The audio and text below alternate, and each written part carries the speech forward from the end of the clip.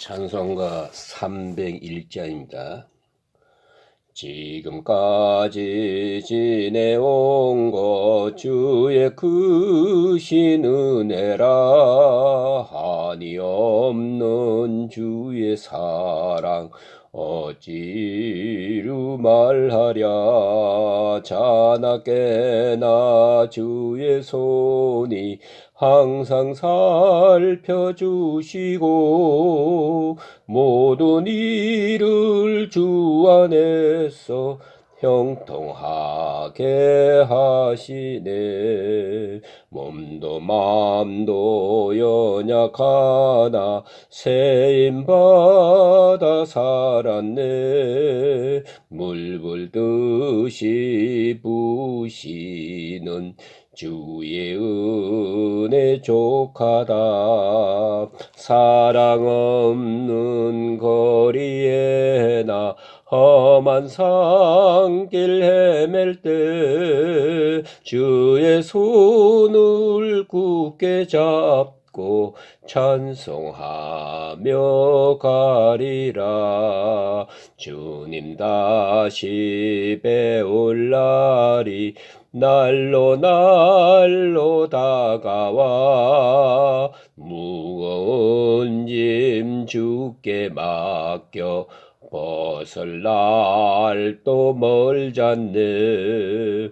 나를 위해 예비하신 고향 집에 돌아가 아버지의 품 안에서 영원토록 살리라. 기도드리겠습니다. 하나님 아버지, 오늘 아침에도 건강한 몸으로 눈을 뜨게 해주시고 먼저 성전을 사모하며 또 하나님께 기도하고자 하는 간절한 마음과 주님을 사랑하는 마음이 먼저 있어서 모든 어려움을 물리치고 주님 앞에 나와 찬송을 부르게 하시오니 그 은혜와 사랑을 진심으로 감사합나이다. 무엇이간데 저희들을 이처럼 사랑해 주셔서 주 안에 거하게 하시고 주의 말씀 안에 거하게 하시고 주의 뜻을 따라 살게 하시며 그 위로와 사랑 가운데 살게 해 주신 것 진심으로 감사합나이다.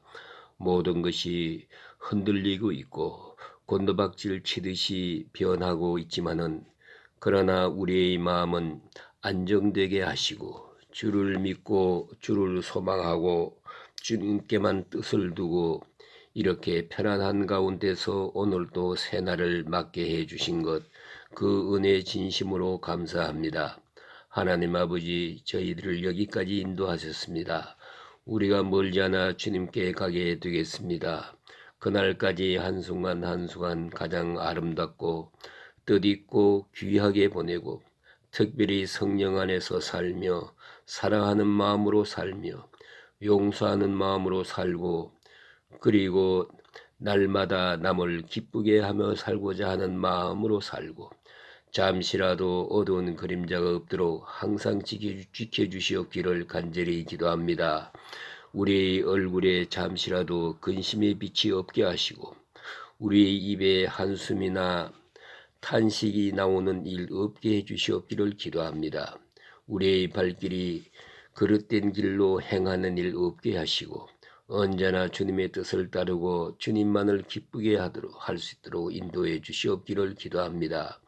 오늘 아침에도 주님 앞에 나왔사오니 한 사람 한 사람 만나주시고 그 깊은 사정을 아시고 꼭 필요한 은사, 필요한 말씀, 필요한 능력으로 함께하여 주시옵기를 기도하옵나이다.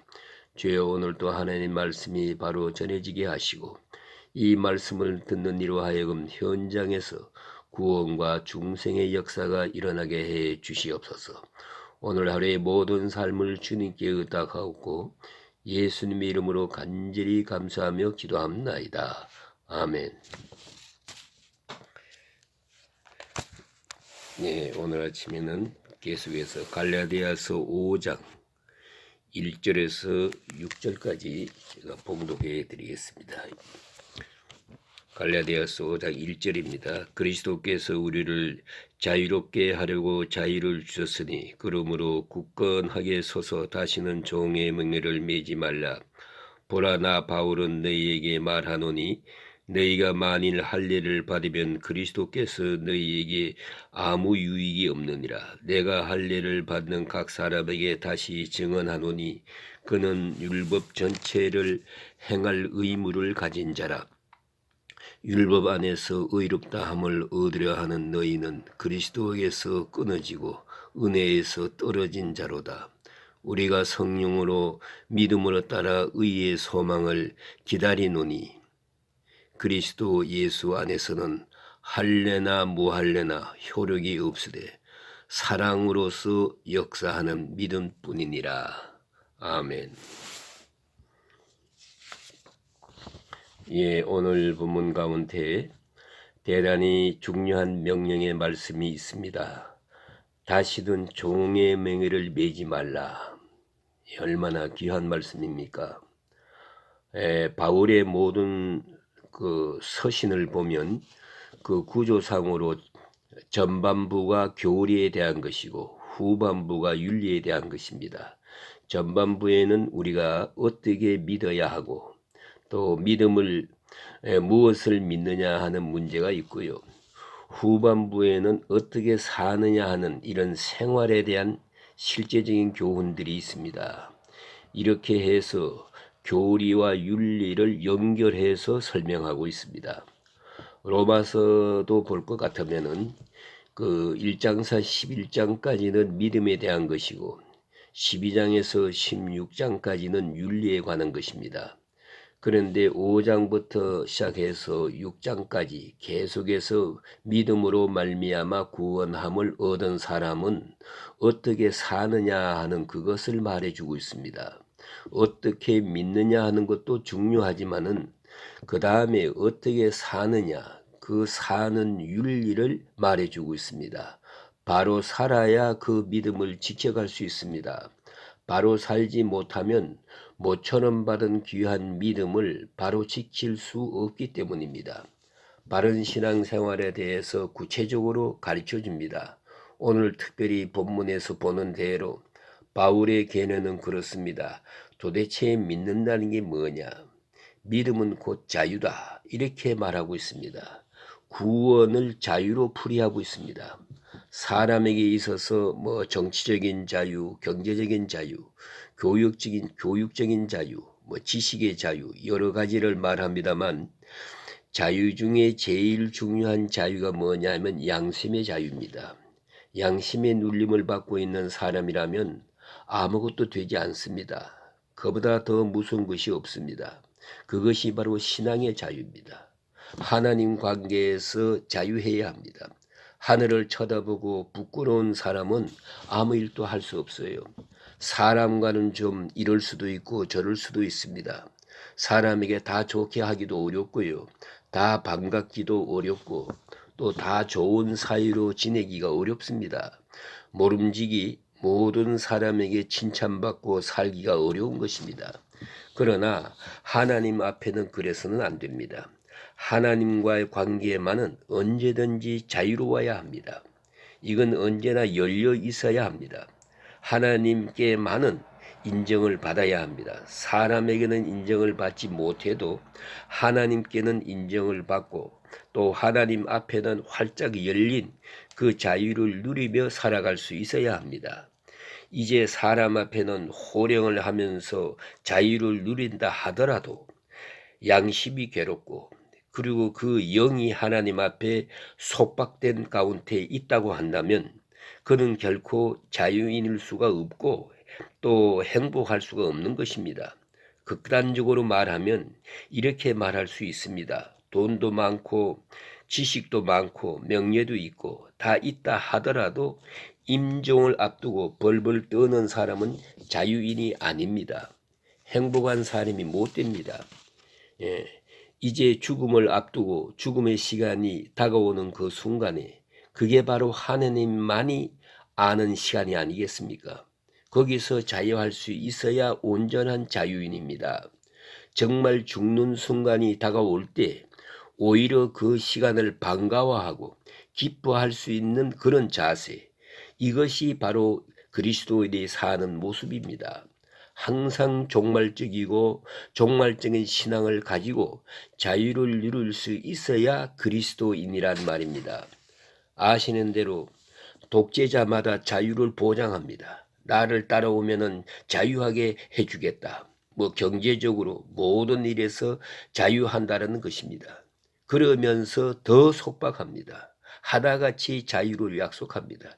이 정치가들이요, 하나같이 하는 그 더 무서운 속박으로 사람을 얽어매는 것을 볼 수 있어요. 참 자유라는 어떤 의미에서 오직 그리스도 안에만 있는 것이다 하는 말입니다. 그러니까 그리스도인의 윤리, 그것을 한마디로 말하면 곧 자유함을 의미하는 것이요, 또 영적인 자유요, 신앙으로의 자유요, 양심의 자유를 말하는 것입니다. 이렇게 생각하면 되겠습니다. 본문을 자세히 보면요, 이 자유에 대해서 근본적인 두 성격을 말해줍니다. 하나가 뭐냐 하면 이것은 주어진 것입니다. 내가 정치하는 것이 아니고 하나님께로부터 주어지는 것입니다. 이 점이 또한 중요한 거고요. 하나님께로부터 주어지는 자유, 하나님이 자유케 해야 자유하지 내가 자유하고 싶다고 자유되는 게 아니에요. 하나님이 주셔야 됩니다. 그 상징적인 중요한 이야기를 예수님과 관계에서 볼 수 있어요. 간음하다 붙들려온 여자가 있습니다. 예, 그는 그 죄인이 예수 앞에 왔어요. 그때 예수께서 말씀하십니다. 너희들이 이 돌로 쳐 죽이게 되어 있거든요. 죄 없는 자가 돌로 쳐라. 그러니까 한 사람도 치지 못해서 그 양심에 다 끓이거든요. 다 돌아갔어요. 그때 예수님과 여자만 남았을 때 예수님이 하신 말씀이 나도 너를 정죄하지 않는다. 내 죄 사함을 받으라. 이렇게 말씀하십니다. 여기서 가만히 생각해 보세요. 액을 복골한다고 자유가 주어집니까? 내가 아무리 회개하고 뉘우친다고 그랬다고 해서 자유가 주어진 것이 아니에요. 하나님께서 자유케 해야 돼요. 하나님께서 자유케 할 때만이 자유할 수 있어요. 내 죄사함을 받았느니라 하는 것, 그게 중요합니다. 두 번째로 이 사실을 믿어야 됩니다. 이 사실을 믿고 수용해야 돼요. 받아들이지 않으면 안 되는 것이에요. 내 죄사함을 받았느니라 하고 말씀하시는 주님의 말씀을 들으면서 그게 무슨 소리냐고. 당신이 그런다고 내 죄가 없어지는 거요? 만약 그렇다면 무슨 소용이 있겠어요? 내 죄사함을 받았느니라 하는 이 하나님의 말씀이, 성령의 말씀, 이 말씀을 받아들여야 합니다. 그대로 받아들이는 순간에 그게 기적이 있는 거예요. 이것은 물리적인 것이 아니고 영적으로 엄청난 체험을 하게 될 것입니다. 이게 자유함이요. 여기에 참 자유가 있는 것이란 말입니다. 그런 거로 이 자유는 새 창조적인 것입니다. 이것은 하나님이 주신 거예요. 엄격히 말하면 이것은 아주 신비로운 역사입니다. 자유할 만한 이유가 없어요, 사실은. 뭐 달라질 만한 것이 없어요. 그러나 하나님께로부터 오는 이 말씀, 이것은 어디까지나 그리스도께서 우리에게 주시는 것입니다. 주께서 우리를 위해서 죽으심으로 말미암아 이루어지는 엄청난 창조적 의미가 여기 있는 것입니다. 그리스도께서 자유케 하신다. 종의 신분에서 아들의 신분으로. 이것이 어떻게 우리 힘으로 가능하겠습니까? 죄와 사망에 매여 있던 사람이 이제 소망과 사랑의 사람이 되는 거예요. 증오와 함맥했던 사람들이 다 풀리고 자유할 수 있다는 것은 이것은 인간의 힘으로는 어떤 물리적 힘으로도 얻을 수 없는 것입니다. 이것은 하나님의 새 창조적 역사라는 것을 생각해야 되겠습니다. 이것은 존재의 문제입니다. 이래서 귀해지고 이래서 거룩해지고 그렇습니다. 그런 거로 이것이 얼마나 귀하게 주어졌습니까? 그런 거로 소중히 이 자유를 간직해야 되겠고요. 또 이 자유를 얻었으니까 또 한 가지 우리가 생각해야 할 것은 내가 이 자유를 얻을 수 있는 이러한 자격이 나로부터 있었던 것이 아니라는 것이고요. 내가 뭐 더 나아서, 내가 더 의로워서, 내가 회개를 많이 해서, 내가 고행을 해서, 내가 무슨 선한 일을 해서 이 자유가 주어지는 것이 아니라는 것입니다. 다시 말해서 값은 내가 치르는 것이 아니요 그리스도께서 치르신 것입니다. 그저 이루어진 것이 아니에요. 십자가의 대가를 지불하고 이루어진 것입니다. 공짜가 아닙니다. 내가 지불할 것이 아니고 그리스도께서 지불하셨다는 것이에요. 그러한 의미가 있는 것입니다. 그리스도께서 값을 지불하고 엄청난 십자가의 값을 지불하고 우리를 구속하고 속량하셔서 내가 자유하게 된 것이에요.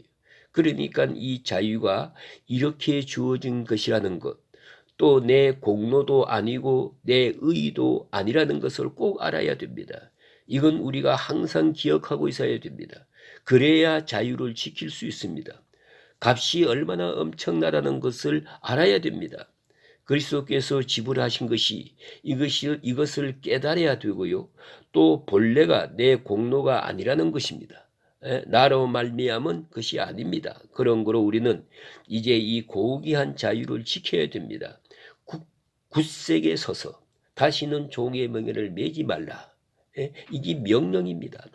자유가 이렇게 주어졌다는 것을 알아야 돼요. 얼마나 비싼 것이냐.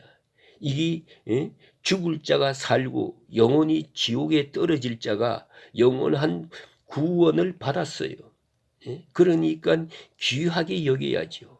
함부로 내굴려서는 되겠습니까? 우리의 마음이 또 그렇습니다. 이것이 성전인데 여기다 아무 생각이나 막 주워 담아서 되겠느냐 이 말입니다. 더러워지면 안 되지요. 그러므로 귀한 걸 귀하게 알아야 되고 또 소중하게 매일같이 쓰다머주고 어루만져주고 할 만큼 귀한 것으로 지켜야 그래야 그것을 지켜갈 수가 있는 길이 되는 것입니다. 소홀히 여길 수 없다. 그래서 굳게 서서 이 자유를 소중히 지켜라 그랬습니다. 자, 지키는 길을 보여줍니다. 하나는 과거에 매이지 말 것이요 옛 것으로 돌아가지 마라. 절대 옛날로 돌아가서는 안 됩니다. 바울은 말합니다. 할례 받으면 옛사람으로 돌아가는 것이다. 절대로 옛 것으로 돌아가지 마라.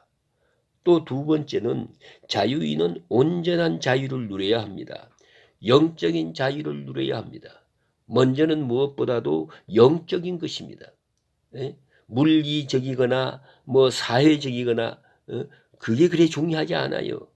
내가 남의 집에 파출부로 있던 노예가 되든 사장이 되든 경비가 되든 그런 거 상관하지 마세요. 그건 중요하지 않아요. 자유의 성격은 분명히 알아야 됩니다. 양심의 자유, 신앙의 자유, 이게 중요하다. 그걸 알아야 자유할 수 있는 거예요. 부자가 되면 자유인이 되고 가난해지면 노예가 되는 줄로 착각하고 있어요.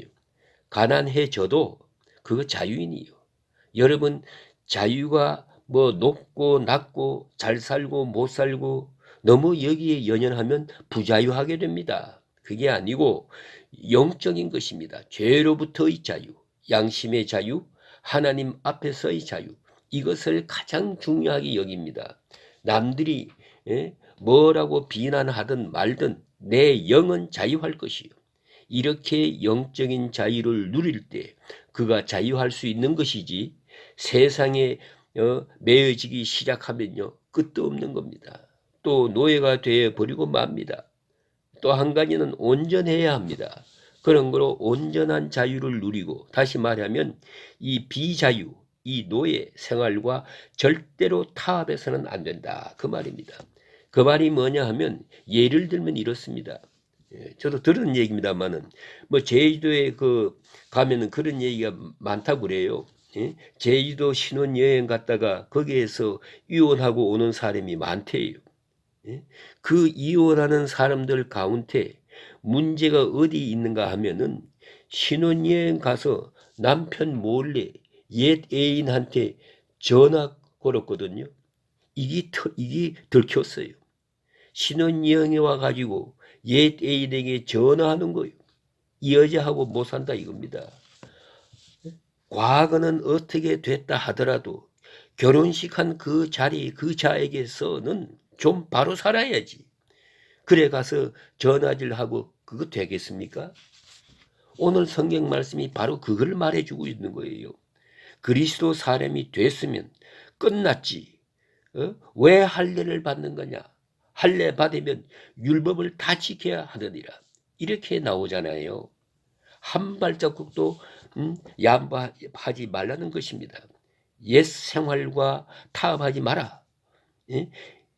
이거 아주 중요한 것이에요. 그러니까 뭐 그저 예수 믿고 구원받았다고 하면서 날마다 뭘 하겠다, 예? 뭐 날받아 가지고 뭘 하겠다 말하고 이런 얘기가 잘못된 것입니다. 예수 믿기 전에 가졌던 흔적 이건 깨끗하게 씻어버려야 돼요. 예? 하나 지키면요 다 지켜야 됩니다. 하나 양보하면 다 양보해야 돼요. 예? 다 무너진다는 걸 잊지 말아야 한다 하는 말씀이에요. 그래서 그리스도인은 꼭 그리스도인으로 살아가야지 그리스도인이 되어 가지고 안 믿는 사람의 생활 모습에 그냥 빠져 들어가고 있는 거예요. 한 발짝 들어가면요 두 발짝 세 발짝 이렇게 들어갑니다. 그게 믿는 사람으로서 살아갈 수가 없습니다. 그래서 아주 깨끗하게 온전하게 은혜로 살아야 하는 것입니다. 율법주의라고 하는 것은 하나하나 빠지면요 다 빠지게 되는 거예요. 은혜주의, 은혜 중심적으로 사는데 온전한 은혜로 살 것이고 온전한 자유인으로 살 것입니다. 그리스도 안에 있는 자유를 만끽하는 것이 자유인이 되는 길이라 하는 말씀이에요. 그러기 위해서는 좀 더 구체적으로 그것을 말씀해 줍니다. 성령 안에서 그랬어요. 이건 성령으로 말미암아 이루어지는 것입니다. 그리스도 영이 있는 곳에 자유함이 있느니라. 예? 그리스도 영이 있는 곳에 자유함이 있느니라. 예? 그리스도의 말씀 성령이 있으니 나와 함께 할 때, 예? 그리스도의 말씀 성령이 나와 함께 할 때 참 자유가 있고요. 로마서 8장에도 말합니다. 성령의 법이 너희를 죄와 사망의 법에서 해방하였다고 그러지 않습니까? 성령의 법, 그 성령의 질서에 따라가야 하는 것입니다. 구체적으로 오늘 본문에 말합니다. 의의 소망을 기다리노니 항상 저 앞에 있는 재림과 주님의 약속, 그 기다림의 신앙이 확실해야 되고요. 또 하나는 사랑 안에 있을 뿐이요. 예, 오늘 본문 끝에 가서 보면은 그런 말씀이 있지 않습니까? 할례나 무할례나 효력이 없되 사랑으로 역사하는 믿음뿐이니라. 예? 사랑으로 역사하는 믿음뿐이니라. 바로 그 말씀이에요. 사랑으로 모든 것을 사랑으로 대합니다. 이것이 적극적이고 창조적인 것이에요. 또는 역사하는 믿음뿐이니라. 모든 것을 믿음으로 행하는 것입니다. 예, 그리스도께서 베푸신 은혜를 믿고 믿음 안에만 살면 예, 비로소 참된 자유를 누릴 수가 있는 것입니다. 이 자유가 곧 그리스도인의 행복입니다. 또 생산적 능력입니다. 예, 이 은혜가 함께 하시기를 주의 이름으로 축원합니다. 아멘.